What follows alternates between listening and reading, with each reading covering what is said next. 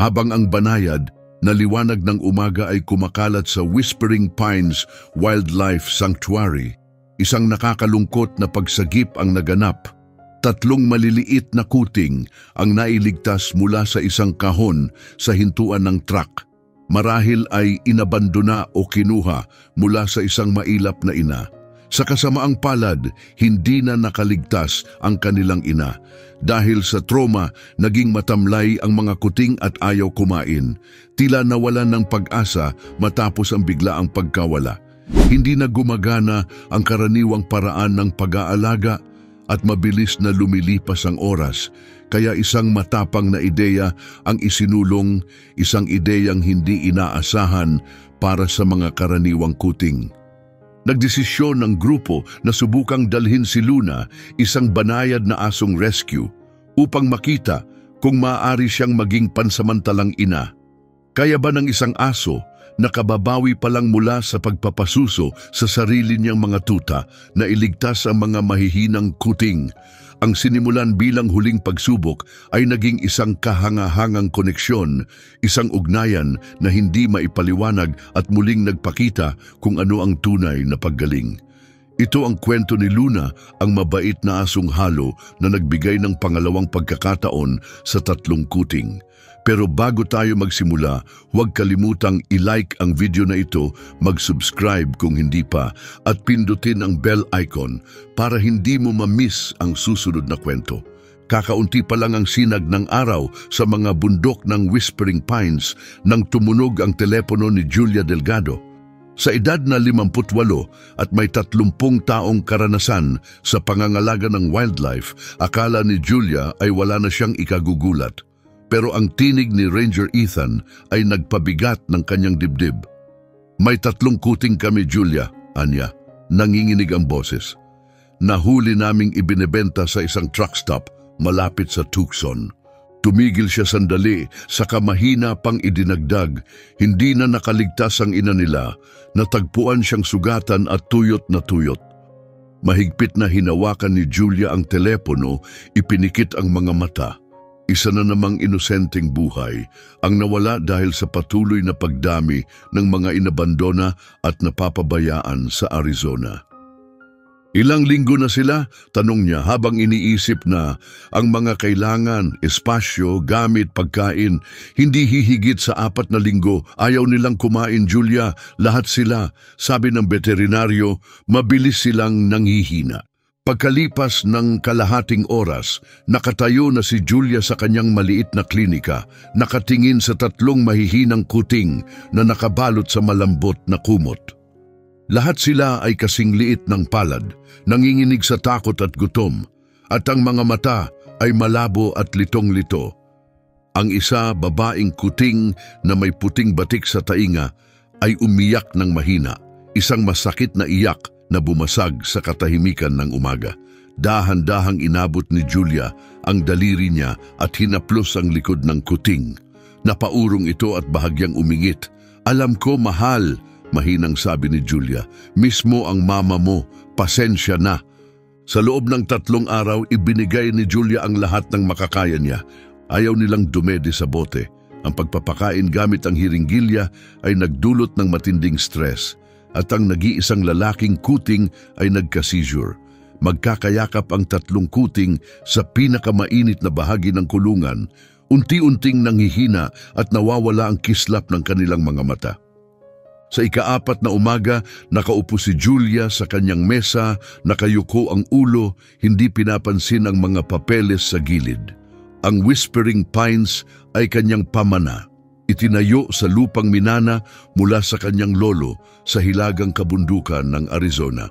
Malapit ng mag-60, ang mukha niyang may linya ay sumasalamin sa mga dekadang inilaan sa pagliligtas ng hayop. Bawat guhit ay may kasamang tuwa at lungkot. Ang kanyang pilak na buhok ay laging nakatali at ang mga kamay ay batak sa trabaho, patunay ng buong pusong serbisyo. Kumatok ng marahan ng kanyang apo, si Sofia, isang intern sa wildlife biology bago pumasok. Nabalitaan kong hindi ka na naman natulog, Lola, sabi ni Sofia habang inilalapag ang mainit na tasa. Sa edad na 22, taglay ni Sofia ang parehong matatag na berdeng mata at kalmadong diwa ng kanyang lola, kahit pa ang kanyang pagsasanay ay batay sa makabagong siyensya. Napabuntong hininga si Julia. Hindi na sila tatagal kung hindi sila kakain, mahinang sambit niya. Sinubukan ko na ang lahat. Sumandal si Sofia sa mesa, nag-iisip, hindi pa lahat. Paano si Luna? Napatingin si Julia kunotno, si Luna, bata pa yon at aso Sofia. Isang asong rescue, nakapapanganak lang 3 linggo ang nakaraan, sagot ni Sofia, nagniningning ang mga mata. May gatas pa siya kahit kaunti at siya ang pinakamaamong nilalang na nakilala ko. Delikado yan, panimula ni Julia, pero hindi siya pinatapos ni Sofia. Mas delikado bang wala tayong gawin? Lagi mong sinasabi na minsan kailangan nating subukan ang imposible. Bumalik sa alaala ni Julia ang sinabi ng kanyang sariling mentor noon, minsan kailangan ng tulong ng kalikasan para mabuo ang koneksyon. Nangyari ito sa isang kasong hindi karaniwan kung kailan isang inabandonang sisiw ng lawin ay kumapit sa isang amang tagapag-alaga. Dahan-dahan siyang tumango. Kunin si Luna, wika niya. Pero dahan-dahan lang tayo, isang hakbang sa bawat oras. Dumating si Luna noong nakaraang taglamig, buntis at nanginginig sa lamig sa gilid ng kalsada matapos ang hindi inaasahang snowstorm. Dahil sa kanyang malambot na gintong balahibo, mainit na mga mata at kalmadong ugali, agad siyang naging paborito sa sanctuary. Walang nakakaalam kung anong lahi talaga siya, marahil ay golden retriever o shepherd, pero ang tiyak, tahimik ang kanyang kaluluwa.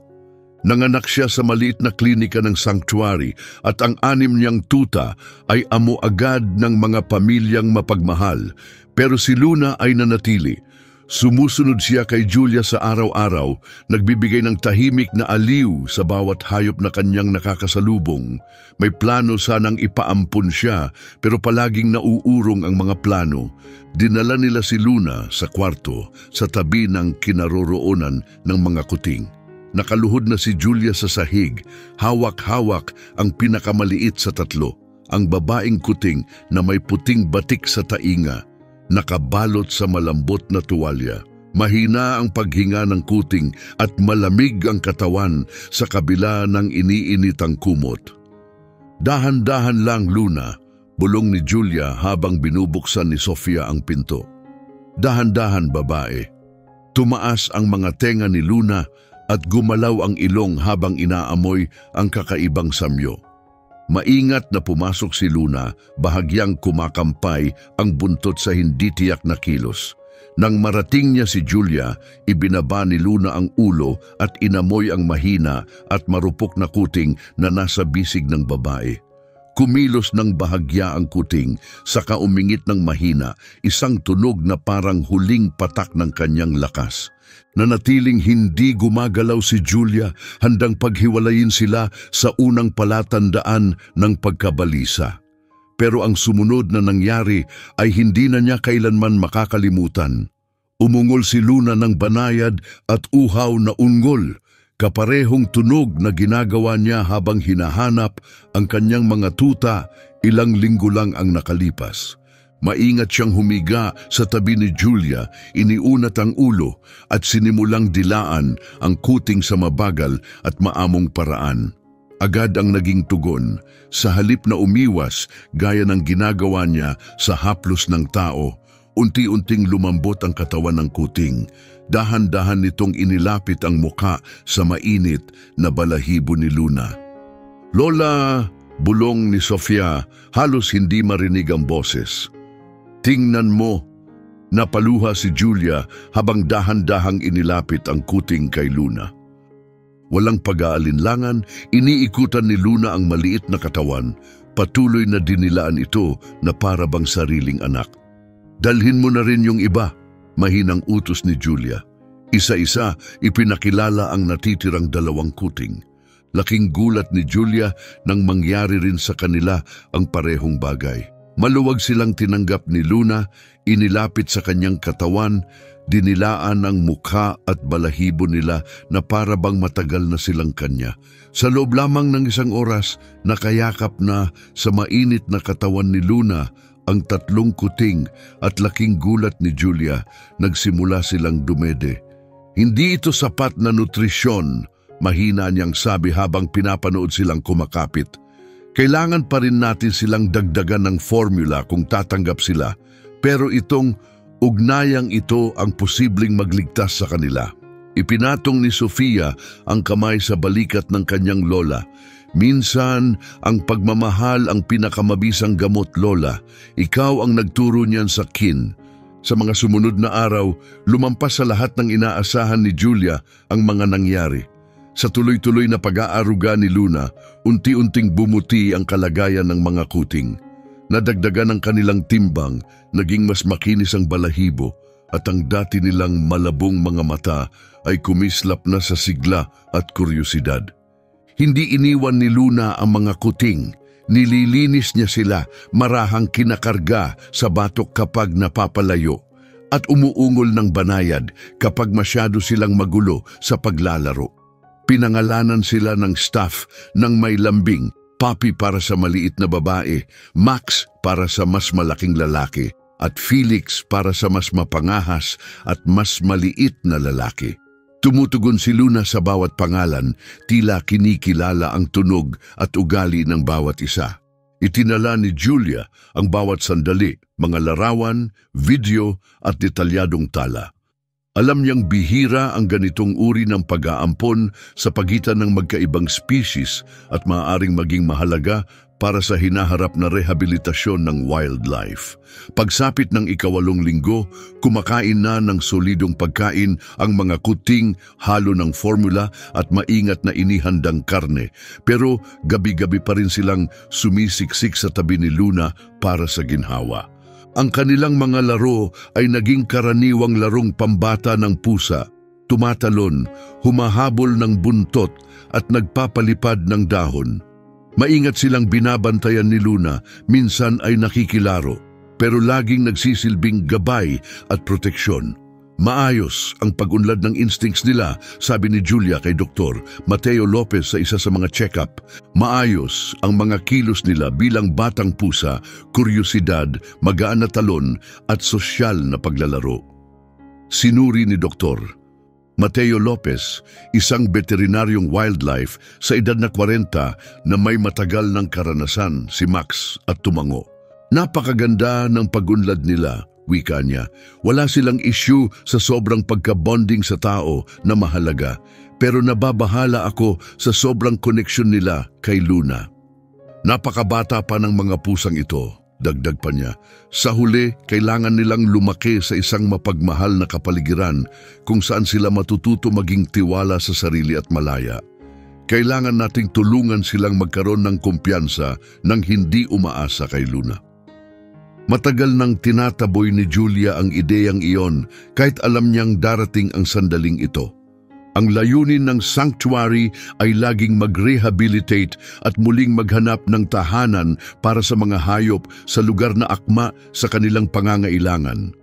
Para sa mga hindi na maibabalik sa ligaw, hinahanap nila ang ligtas at natural na lugar. Hindi kailanman pinaniwalaan ni Julia ang ideya ng pagkulong sa mga hayop sa kanyang sariling pangangalaga, kahit sa sarili niyang sanctuary. Haharapin natin yan sa tamang oras, sabi niya habang pinapanood si Max na tumalon mula sa mesa at tumakbong diretso kay Luna na kalmadong naghihintay. Sa ngayon, ibinibigay niya kung ano ang kailangan nila. Tandaan mo lang, mahinang sabi ni Dr. Mateo Lopez, habang tumatagal sila kay Luna, mas magiging masakit ang paghihiwalay para sa kanilang lahat. Pagsapit ng 4 na buwan, naging puso ng sanctuary ang mga kuting. Tahimik na pinapanood sila ng mga volunteer mula sa malayo. Humahanga habang sila'y naghahabulan ng dahon o buntot ng isa't isa. Patuloy na nariyan si Luna, bagamat nagbago na ang papel niya. Hindi na bilang ina kundi bilang tagabantay, isang gabay na may walang kapantay na pasensya. Alam ni Julia na kailangan ng gumawa ng desisyon. Mabilis nang nagmamature ang mga kuting, ang dating malambot nilang balahibo ay napalitan na ng mas makinis na balat at ang dating asul nilang mga mata ay naging matingkad na berde o kulay amber, karaniwan sa mga pusang alaga. Malapit na silang magsimula sa paglalakbay na likas sa kanila ang pagiging malaya. May interes ang isang feline care sanctuary sa Colorado, sabi ni Sofia kay Julia isang gabi habang magkasama silang nakaupo sa porch ng maliit na cabin. Ang gintong liwanag ng paglubog ng araw ay tumatama sa matataas na ponderosa pines, naghahabi ng mahahabang anino sa buong lugar. Ang pangalan nila ay Mountain Wildlife Preserve. Maganda ang pasilidad nila para sa mga pusa, may educational program pa. Ang pinakamaganda, willing silang panatilihing magkakasama ang tatlo. Dahan-dahang tumango si Julia, mabigat ang dibdib. Magandang option ito, mas mainam kaysa sa karamihan. Pero kailangan na nating simulang ilayo sila kay Luna. Kailangan nilang masanay bago natin maisipang ilipat sila. Kinabukasan, sinubukan nila ito. Habang kumakain ng mga batang pusa, tahimik na dinala si Luna sa kabin ni Julia, mga 1 kapat na milya ang layo mula sa kulungan. Agad ang naging epekto at masakit. Nang mapansin ng mga kuting na wala na si Luna, sila'y nagpanik. Naglakad-lakad sila ng balisa, umiyak ng matinis at malalakas na iyak na umalingaw-ngaw sa buong sanctuary at ayaw ng kumain. Kinamot nila ang mga pader at nagsiksikan sa isang sulok, litaw ang kalituhan at matinding lungkot. Pero si Luna ang pinakamasakit panoorin. Umiyak siya sa pintuan ni Julia, kinamot ito ng walang tigil hanggang sa dumugo ang mga paa. Nanginginig ang boses ni Sofia nang humarap sa kanyang lola.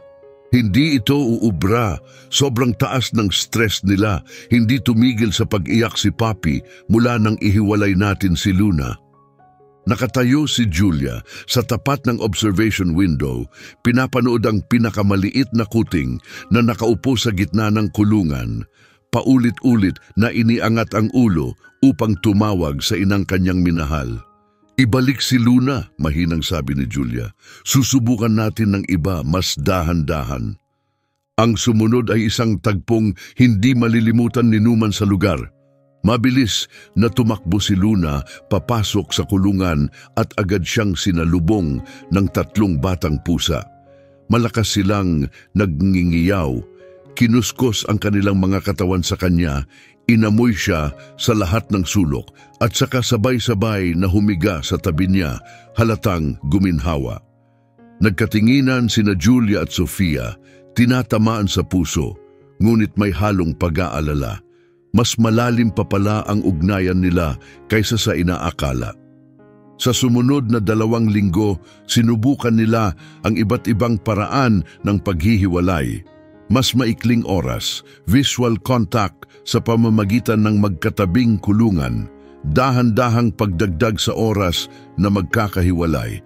Pero sa bawat pagsubok, iisa ang kinalabasan. Nababahala agad ang mga kuting at si Luna mismo ay naiinip, paikot-ikot at umuungol. Wala pa akong nakitang ganito, aminado ni Julia kay Dr. Mateo Lopez sa isang tawag. Parang hindi nila alam na magkaibang species sila. Gumawa sila ng sarili nilang pamilya. Sa mga hayop na nasa pangangalaga, nangyayari ito, sagot ni Dr. Mateo. May mga dokumentadong kaso ng kakaibang relasyon sa pagitan ng magkaibang uri. Ang mahalaga ay kung ano ang magbibigay sa kanila ng pinakamainam na kinabukasan. Dumating ang tunay na pagsubok nang dumating ang team mula sa Mountain Wildlife Preserve upang suriin ang mga kuting para sa paglipat. Si Samuel Bennett, ang lead zoologist nila, ay ginugol ang buong araw sa panonood sa interaksyon ni Luna at ng mga kuting bago umupo kasama si Julia. Nasa napakagandang kalagayan sila, sabi niya habang tinitingnan ang kanyang mga tala. Napakahusay ng trabaho ninyo, pero may mabigat akong agam-agam sa paghihiwalay nila sa aso. Maaring magdulot ng matinding emosyonal na epekto. Kaya, hindi ninyo sila kukunin? Tanong ni Julia, hati sa pagitan ng ginhawa at panghihinayang. Kumamot ng balbas si Bennett. Hindi ko sinasabing ganun. Paano kung isama na rin natin si Luna? Napakurap si Julia, gulat. Nagbibiro ka ba? Hindi siya ligaw na hayop. Isa siyang aso. Nararapat siya sa piling ng mga tao. Pakinggan mo muna ako, mahinaong sabi ni Bennett. May tirahan ng staff namin. Isa sa mga senior keeper, si Laura, matagal nang gustong magkaaso. Maari siyang tumira roon kasama ni Luna at magbigay ng supervised time kasama ang mga kuting bawat araw. Habang tumatanda sila, unti-unti naming babawasan ang oras ng pagsasama para masanay silang maging independent nang hindi nasasaktan. Hindi pangkaraniwan ang ideya, ngunit habang pinag-iisipan ito ni Julia, lalo itong nagiging makatuwiran. May staff at resources ang preserve na wala ang maliit niyang sanctuary. At higit sa lahat, nakatuon ang plano sa kapakanan ni Luna at ng mga kuting. Matapos ang maingat na pagpupulong, konsultasyon sa board at video call kay Laura, ang tagapag-alaga ni Luna, pumayag si Julia. Ang araw ng pag-alis ay puno ng halo-halong damdamin. Personal na sinamahan ni Julia at Sofia ang mga hayop sakay ng espesyal na van. Hindi lumayo si Luna sa tabi ng mga carrier. Paminsan-minsan ay umuunggol ng banayad na tila nagsasabing magiging maayos ang lahat. Napahanga si Julia sa sanctuary na nasa paanan ng mga bundok ng Colorado. May malalawak na gubat, natural na tirahan at maaasahang staff. Si Laura, isang mainit at maabilidad na babae sa edad na 30, ay agad na nagpakita ng galing at malasakit sa mga hayop. Magkakaroon sila ng 3 maluwag na outdoor enclosures, paliwanag ni Laura habang inaakay sila sa bagong lugar. Idinisenyo ito para pagyamanin ang kanilang paligid at masubaybayan ang pag-a-adjust nila. Maayos ang naging introduksyon. Habang nasa tabi nila si Luna, maingat na pumasok ang mga pusa sa bago nilang tahanan. Inaamoy ang paligid at sinusubukan ang kanilang mga hakbang. Pagsapit ng dapit hapon, umaakyat na sila sa mga kahoy at bato ng may kumpiyansa habang si Luna ay nakahiga malapit, tahimik na nagbabantay. Nang dumating ang oras na kailangan ng pumunta ni Luna sa kabin ni Laura para sa gabi, napigil ni Julia ang hininga, naghihintay ng kaguluhang dati nilang nasaksihan. Pero may kakaiba ngayong gabi, maaaring dahil sa bagong kapaligiran o marahil ay abala na ang mga kuting sa pagtuklas ng kanilang malawak na tahanan, ang tugon nila sa pag-alis ni Luna ay mas kalmado kaysa dati. Umingit sila ng kaunti pero wala nang paglalakad ng balisa o matitinding iyak na gaya noon. Sa palagay ko, naiintindihan nilang ito na ang panibagong yugto, mahinahong sabi ni Laura. Alam nilang kanila na ang lugar na ito at tiwala silang babalik si Luna. Sa susunod na 6 na buwan, regular na tumanggap si Julia ng mga balita at paminsan-minsan ay dumadalaw siya ng personal. Mas naging maayos ang paglipat kaysa sa inaasahan. Maganda ang naging pag-aangkop ng mga pusa. Lumaki silang malusog at tiwala sa sarili sa malawak at masaganang kapaligiran. Si Luna naman ay nasanay rin agad sa bagong rutina. Masayang namumuhay kasama si Laura habang patuloy sa araw-araw na pagbisita sa kanyang pamilyang pusa. Habang lumilipas ang mga buwan, nagsimula ng magpakita ng senyales ng pagdadalaga at pagbibinata ang mga pusa. Unti-unting nagbago ang ugnayan nila kay Luna. Bagamat masaya pa rin silang salubungin siya araw-araw, hindi na sila umaasa sa kanya para sa emosyonal na suporta. Mas madalas na silang nag-iisa, nag-e-explore, pinapatalas ang instincts at hinuhubog ang natural na kilos. Pagsapit ng unang kaarawan nila, ganap na silang naging malalakas at magagandang pusang adulto. Ang koneksyon nila kay Luna ay lumalim, hindi na dahil sa pagdepende kundi bilang tunay na samahan. Ngunit ang nangyari 1 taon at kalahati pagkatapos ay ikinagulat ng lahat. Nagsimula ito sa isang agarang tawag mula kay Laura. Si Max, sabi niya, may kaba sa boses. Pinaghihinalaan ni Dr. De Luca na may bacterial infection siya. Hindi siya kumakain at hindi tumatalab ang gamutan. Nanikip ang dibdib ni Julia na ngayoy 60 taong gulang at unti-unting nag-iisip ng pagre-retiro.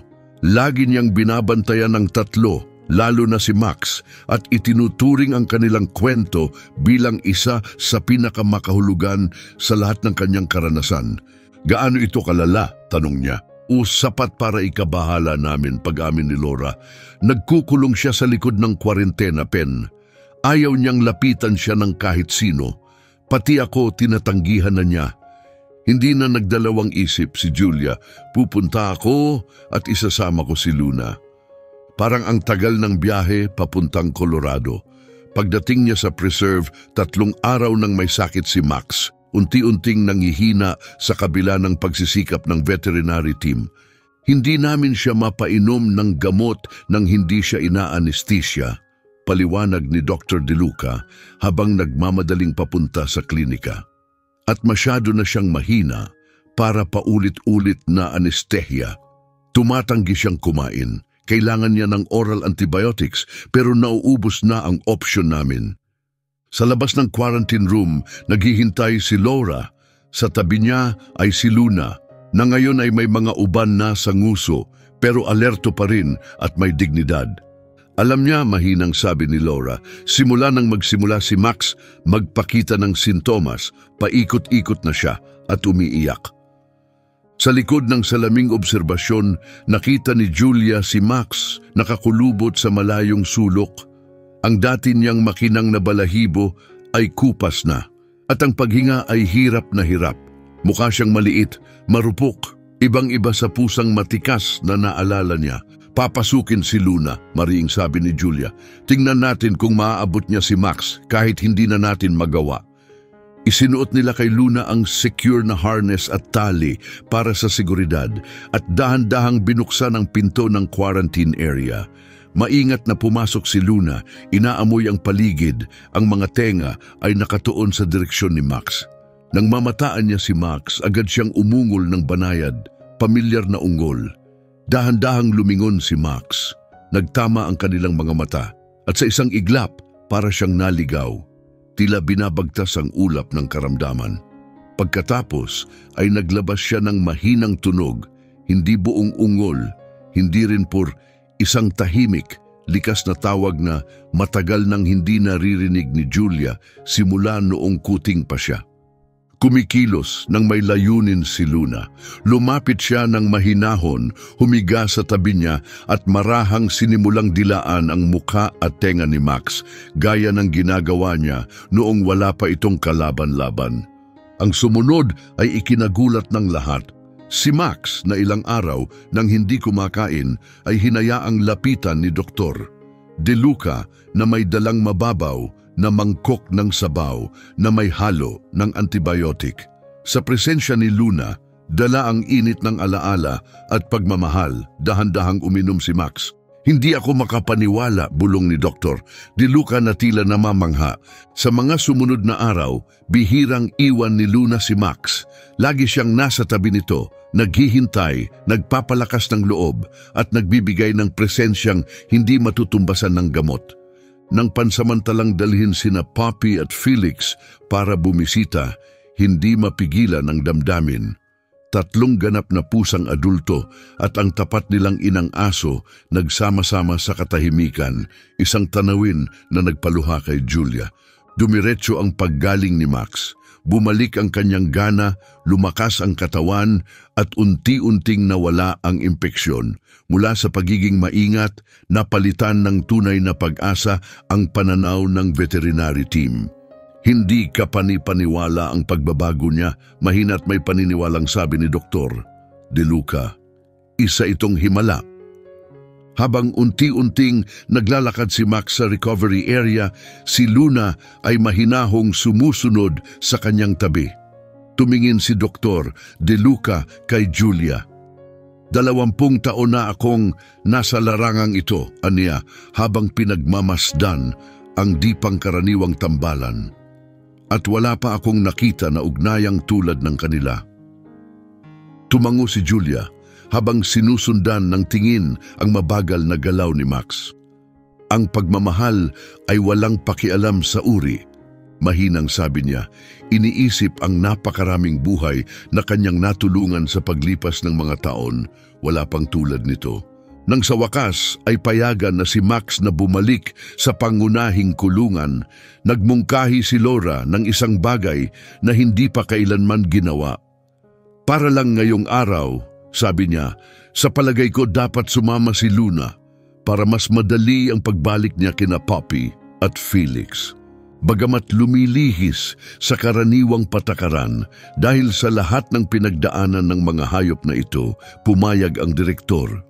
Sa ilalim ng maingat na pagbabantay, sabay na naglakad sina Luna at Max pabalik sa kanilang tirahan. Naghihintay na sina Poppy at Felix at ang sumunod na tagpo ay mananatiling nakaukit sa alaala ni Julia magpakailanman. Mula sa kanyang pwesto sa observation deck, napanood niya ang 3 pusa na sabay-sabay na sumugod sa pagkakakilala. May banayad na unggol, masayang tunog at maamong kuskos. At pagkatapos, na para bang pinagplanuhan, ngunit kusang lumabas, sabay-sabay silang lumapit kay Luna. Isa ang humiga sa harapan niyang mga paa, ang isa ay sumandal sa kanyang tagiliran, at ang pangatlo ay inilapat ang ulo sa kanyang balikat. Sa ilang mahahabang sandali, wala nang ibang bagay na mahalaga. Isang aso at 3 pusa, ligaw at alaga, magkasamang nagpapahinga sa katahimikang puno ng damdaming mas malalim pa sa unawa.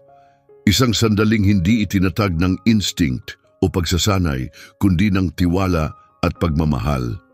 Ito, bulong ni Julia kay Sofia, na agad lumipad papunta ng mabalitaan ang karamdaman ni Max. Ito ang dahilan kung bakit inialay ko ang buhay ko sa gawaing ito. Para sa mga ganitong sandali. Kung kailan, ang paggaling ay hindi ayon sa inaasahan pero dumarating pa rin. Sa mga sumunod na taon, natural na nagbago ang relasyon ni Luna sa mga pusa.